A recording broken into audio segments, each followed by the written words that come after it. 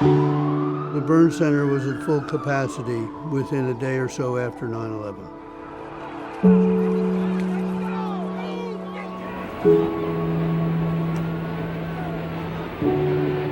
The first patient was a person who had 100% of their body surface area that was burned.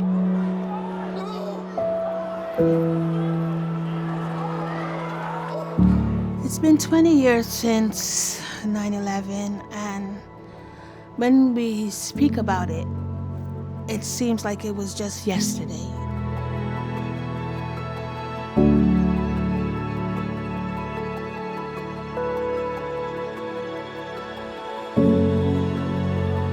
The burn center was crucial during 9/11. In truth, it was really the epicenter of care because most of the injuries were burn and fire related. On September 11th, I was working as a nurse on the floor, and we first heard that a plane had hit one of the towers. I was home that day. Andrew and I worked opposite days because we both worked on the unit, and we had small children at the time. We initiated the hospital-wide disaster plan. The burn patients started coming in bursts, and the goal was to get them up to the burn unit as quickly as they possibly could. Physicians, doctors, nurses, physical therapists, respiratory therapists, everybody was ready, and we were ready to go. I'm a physical therapist at Burn Center, and September 11th was my second day at orientation. When I found out towers were down, we were told that we need to immediately report to the area of hire.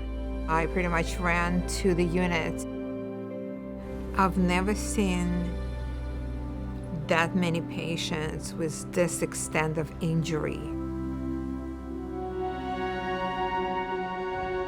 It's a long process to get over a burn. Happens in a flash, changes your life, always leaves a mark. There's a long period of time in the hospital. It's very labor intensive from the beginning all the way through to the end of their recovery. There were several patients that had huge burns. On average, the burn size was over half of the body surface, and the inhalation injuries were awful. It either was from the smoke or inhaling flaming jet fuel. In the first 3 months, we did almost 180 operations. About a third or more of those were on the World Trade Center patients. Coming to work the next day was probably emotionally the most difficult day for me personally.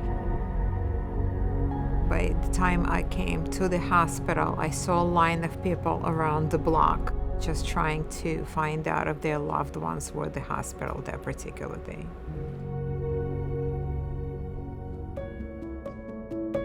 I was the front desk clerk on the burn unit.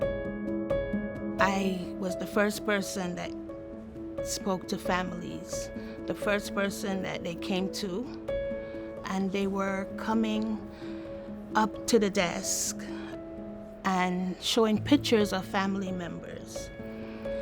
And it was like picture on top of picture. Like all I could say at the time was like, I'll take your name, your phone number, and if this person shows up, we'll give you a call.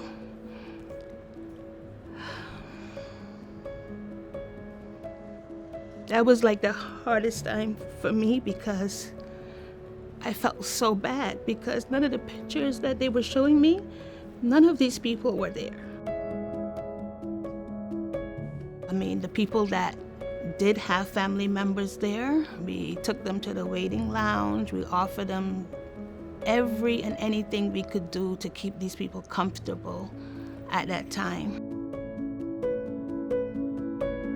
It wasn't just our tragedy, it was everybody's tragedy.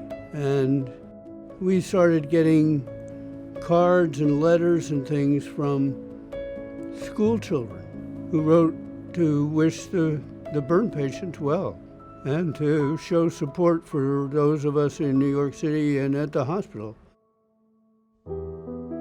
So So we started every day pasting those cards and letters on the walls of the 8th floor, the entire 8th floor.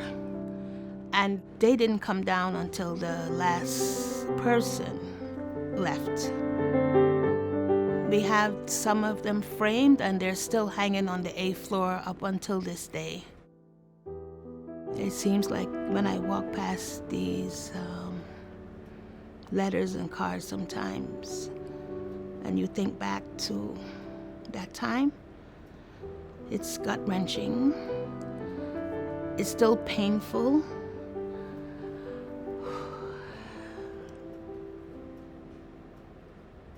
I don't know how we did it, but we did. We made it.